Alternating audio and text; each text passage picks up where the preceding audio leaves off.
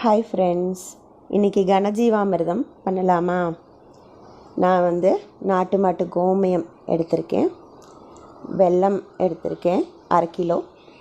இது ஒரு 200 கிராம் மாவு எடுத்திருக்கேன், 200 கிராம் வேப்பம் புண்ணாக்கு எடுத்திருக்கேன், ஒரு 50 கிராம் மஞ்சத்தூள் எடுத்திருக்கேன்.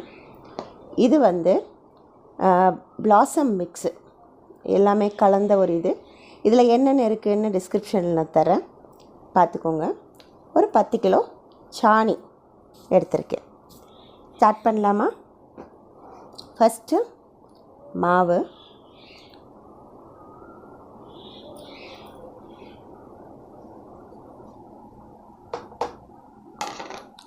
வேப்பம் புண்ணாக்கு.